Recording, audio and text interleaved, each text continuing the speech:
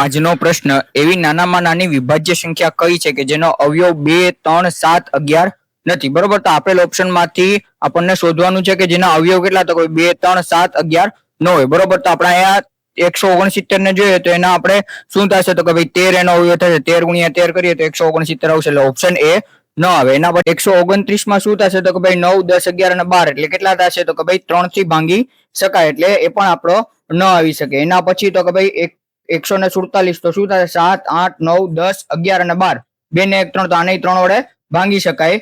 બરોબર, 3 ની ચાવી લાગી શકશે, 3 નો અવયવ હશે. બરોબર, 365 એક એવી સંખ્યા છે કે જેને આપણે 2 વડે નહીં ભાગી શકશું, 3 વડે. તો કે ભાઈ 5 ને 6 11, 12 13 અને 14, 4 ને 1 5 ન ભાગી શકાય, 7 થી ન ભાગી શકાય અને 11 થી ન ભાગી શકાય, કારણ કે 5 ને 3 8.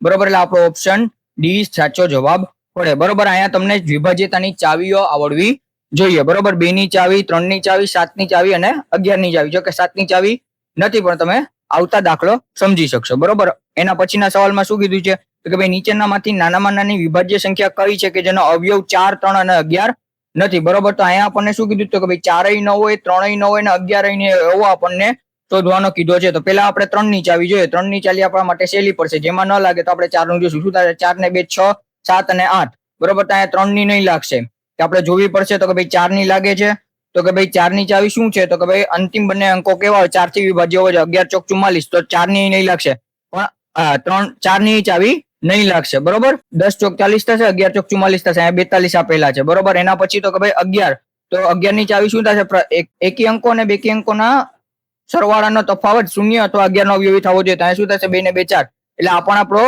2 ને 2 4 માંથી 4 એટલે 0, એટલે ઓપ્શન એ ન આવે. ઓપ્શન બી તો કે ભાઈ 42 છે. ફરી પાછા જોઈ લે તો કે ભાઈ 4 ને 4 8, 9 અને 10. બરોબર, શું થશે, તો કે ભાઈ 4 વડે નહીં ભાંગી શકાશે, એના પછી 3 વડે નહીં ભાંગી શકાશે, 11 વડે તો કે ભાઈ નહીં ભાંગી શકાશે, કારણ કે 4 ને 2 6 થશે, 6 માંથી 4 જાય તો 2 વધે, એટલે આપણો ઓપ્શન બી સાચો પડે. બરોબર, શું થશે, 442 આપણો ઓપ્શન બી સાચો પડે. બરોબર, આ સવાલનો જવાબ તમારે કમેન્ટ કરવાનો છે, અને આવા જ નવોદયના પ્રશ્નો માટે ફોલો કરો ઇન્સ્ટા અને યુટ્યુબ પર. અને વિડીયો ગમ્યો હોય તો લાઈક કરી શેર કરવાનું ભૂલતા નહીં. જય હિન્દ, જય જય ગરવી ગુજરાત.